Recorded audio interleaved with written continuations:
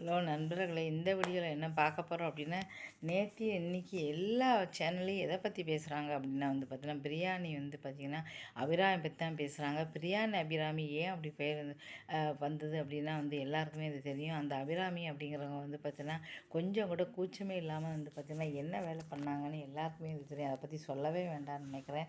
கொஞ்சம் கூட ஒரு குற்ற உணர்ச்சியும் கிடையாது, இதுவும் கிடையாது. இப்போ 7 வருஷமாக ஜெயிலில் தான் இருக்காங்க. நேற்று தான் அவங்களுக்கு தீர்ப்பு வழங்கினாங்க. இப்போ தெரியாதவங்களுக்கு நம்ம சொல்லிக்கலாம். இப்போ அபிராமி பக்கத்தில் ஹோட்டலுக்கு பார்த்திங்கன்னா அவங்களுக்கு திருமணமாகி 2 குழந்தைங்க இருந்தது.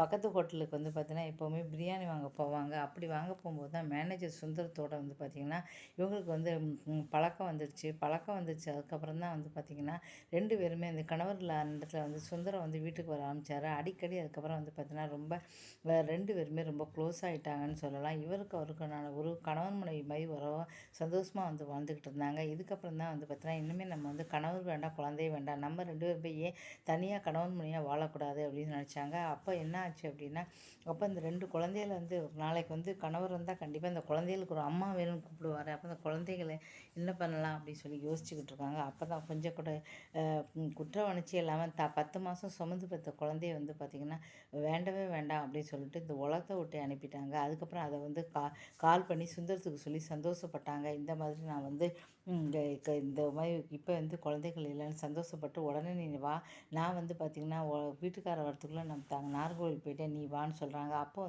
பார்த்தீங்கன்னா போலீஸ் கடைசியில் கணவர் வந்தோடனே பார்த்தோன்னே பேச்சு மூச்சு இல்லாமல் இருக்கேன் அப்படின்னு சொல்லிட்டு உடனே போலீஸ்க்கு தகவல் கொடுத்துட்டாரு. போலீஸ் கண்டுபிடிச்சிட்டாங்க. அதுக்கப்புறம் பார்த்தா சுந்தரம் அவங்க கால் பண்ணி பேசுனோடனே கண்டுபிடிச்சி நாகர்கோவில் ரூமில் போய் வரேன் அப்படின்னு சொல்லிட்டு சுந்தரம் பேச சொல்லிட்டு அங்கே போய் பிடிச்சிட்டாங்க. அதுக்கப்புறம் அவங்க உண்மையை ஒத்துக்கிட்டாங்க. ஆமாம், 2 பேருக்குமே பழக்கம் ஆயிடுச்சு அப்படின்னு சொல்லி.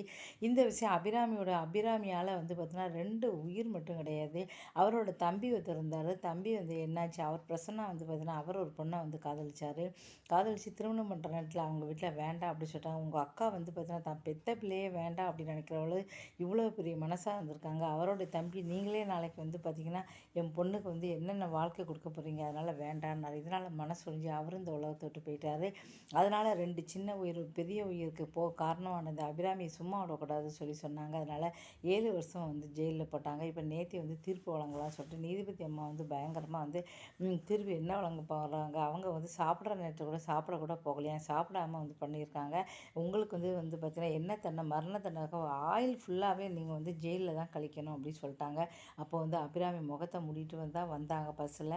அப்படியே கதறி அழுதுருக்கா. அதை பார்த்துட்டு எல்லாருமே கதறி குற்ற உணர்ச்சி மாதிரி நடிக்கிறா அப்படின்னு சொல்லியிருக்காங்க. இனிமேல் ஆயுசுக்கும் பார்த்திங்கன்னா தன்னுடைய கணவர் வேண்டாம், 2 குழந்தைகள் வேண்டாம், ஒரு சந்தோஷமான வாழ்க்கையில் பார்த்தீங்கன்னா அவங்க என்ன நினச்சாங்கன்னா சொந்தத்துக்கு கூட சந்தோஷமாக வாழ போகிறோம் அப்படின்னு நினச்சாங்க. ஆனால் என்ன ஆச்சு அப்படின்னா இப்போ அடுத்தவங்க வாழ்க்கையை கெடுத்தாங்க. வாழ வேண்டிய சின்னஞ்சிறு குழந்தைகளோட வாழ்க்கையை வாழ முடியாமல் ஆக்கினாங்க. இப்போ அவங்க வாழ்க்கை அந்த அளவு தான் போயிருக்குன்னு சொல்லலாம். ஏன்னா பார்த்திங்கன்னா இப்போ இன்னும் வாழ்க்கை ஃபுல்லாகவே ஜெயிலை விட்டு வெளியிலே வர முடியாது. வாழ்க்கை ஃபுல்லாகவே இந்த ஜெயிலுக்குள்ளே தான் இருக்கணும். எத்தனை வயசில் இறக்கலாம் அத்தனை வயசு வரையும் அங்கே தான் இருக்கணும்னு சொல்லிட்டாங்க. வயசாகி கிழவனா தெரியும். இதுக்கப்புறம் இந்த உலகத்தில் பார்த்தா சுந்தரம் கூட வாழவே முடியாது, சந்தோஷமாக இருக்க முடியாது. அவங்க என்ன நினச்சாங்க, இன்னும் கொஞ்சம் காலம்தான் ஜெயில் தண்ணிக்கு அப்புறம் பார்த்தோன்னா நம்ம வெளியில் அவர் கூட சந்தோஷமாக வாழலாம் சுந்தரமும் அப்படின்னு நினச்சாங்க. ஆனால் அதை அதுக்கப்புறம் கதறி அழுதுருக்காங்க. சரியான தண்டனை கொடுத்துருக்காங்க அப்படின்னு சொல்லி எல்லாருமே நீதிபதி பாராட்டுறாங்க. ஏன்னா இது ஒரு சரியான தனக்கு குழந்தை வேண்டாம் அப்படின்னா என்ன செஞ்சுருக்கணும், ஒன்று அனாதை விடுதல் சேர்த்துருக்கணும். அவர் வீட்டுக்காரர் இருக்கார், தான் போய்கிட்டு இருக்கணும். வீட்டுக்காரர் பார்த்தீங்கன்னா தன்னோட குழந்தைய அவர் பார்த்துப்பார். 7 வயசு குழந்தை, 5 வயசு என்ன பாவம் செஞ்சுது, இந்த அபிராமிக்கு என்ன இருக்குது, உண்மையிலே பெத்த குழந்தை தானான்ட்டு எல்லாருக்குமே அது சந்தேகமாக இருக்குது. இப்போ பார்த்திங்கன்னா கணவர் பார்த்தீங்கன்னா கதறி அழுதுருக்காரு. அவருடைய வாழ்க்கையே இப்போ போயிடுச்சு.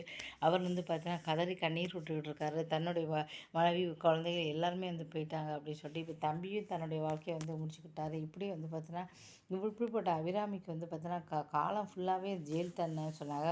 அவங்க பண்ணும்போது சுந்தரத்தோட சந்தோஷமாக இருக்கலாம், இனிமேல் வாழ்க்கை ஃபுல்லாக நம்ம சந்தோஷமாக இருக்கலாம் அப்படின்னு நினச்சாங்க. ஆனால் பார்த்திங்கன்னா இப்போ வாழ்க்கை ஃபுல்லாகவே ஜெயிலில் அப்படியே காலம் கழிக்க வேண்டியதான சரியான தண்டனை கொடுத்துருக்கீங்கன்னு சொல்லி எல்லாருமே அது நீதிபதி பாராட்டிகிட்டு இருக்காங்க. நீங்கள் என்ன நினைக்கிறீங்க அப்படிங்கிறத மறக்காமல் கமெண்ட் பண்ணுங்கள். இந்த மாதிரி பார்த்தீங்கன்னா ஏதாவது பெண்கள் இனிமேல் செய்யவே கூடாதுன்னு நினைக்கிறேன். சரியான தண்டனை கொடுக்குறாங்க அப்படின்னு சொல்லலாம். யாராவது கெட்டது இருந்தால் கூட இந்த இந்த தண்டனையை மனசில் வச்சுக்கிட்டு இனிமேல் வந்து கண்டிப்பாக வந்து பார்த்தீங்கன்னா அப்படி பண்ணவே மாட்டாங்க. தன்னுடைய அருமையான ஒரு வாழ்க்கையை கெடுத்துக்கிட்டு ஒரு கேவலம் வந்து பார்த்திங்கன்னா தன்னுடைய அருமையான வாழ்க்கையை கெடுத்துக்கிட்டு இப்போ வந்து பார்த்தா சந்தோஷத்தை கெடுத்துக்கிட்டு இப்போ ஜெயிலில் இதில் இப்போ வந்து எல்லாரும் என்ன சொல்கிறாங்க அப்படின்னா வந்து பார்த்திங்கன்னா ஜெயிலில் இருக்க அபிராமி சரி நேத்தி வந்து தீர்ப்புக்கு வரும்போது பார்த்தோன்னா தலையில் வந்து பார்த்தோன்னா நல்லா வந்து பழையரும் வச்சு ஃபுல்லாகவே ஹேர்பின் குத்தியிருந்தாங்க. அது மட்டும் இல்லாமல் மாடலாக பின்னி ஹேர்பின் குத்துறாங்க. இந்த ஹேர்பின்லாம் வந்து ஜெயிலில் உள்ள அபிராமிக்கு எங்கேருந்து கிடச்சிது? அதுவும் மாடலாக வந்து பின்னியிருக்காளே இதெல்லாம் வந்து பார்த்தோன்னா கொஞ்சம் கூட அவளுக்குலாம் குற்ற உணர்ச்சியே இல்லையா? அது மட்டும் இல்லாமல் வந்து பார்த்தோன்னா 10 விரலையும் பளபளன்னு புதுசாக ஒரு நெயில் பாலிஷ் ஜெயிலில் உள்ளவளுக்கு எதுக்கு புதுசாக நெயில் பாலிஷு தலையில் கிளிப்பு இதெல்லாம் எப்படி வந்தது? ஜெயிலில் உள்ளவளுக்கு எப்படி கிடச்சிது? கொஞ்சம் கூட ஒரு மனச்சாட்சியே இல்லையா அப்படி சொல்லி தான் இப்போ எல்லாருமே அதை பற்றி தான் பரபரப்பாக வந்து பேசிக்கிட்டு இருக்காங்க. நீங்கள் என்ன நினைக்கிங்க அப்படிங்கிறத மறக்காமல் கமெண்ட் பண்ணுங்கள். நேத்தி அப்போ அழுற மாதிரி இவன் நாடகம் நடிச்சிருக்கா அப்படின்னு வந்து எல்லாருமே வந்து சொல்கிறாங்க. நன்றி, வணக்கம்.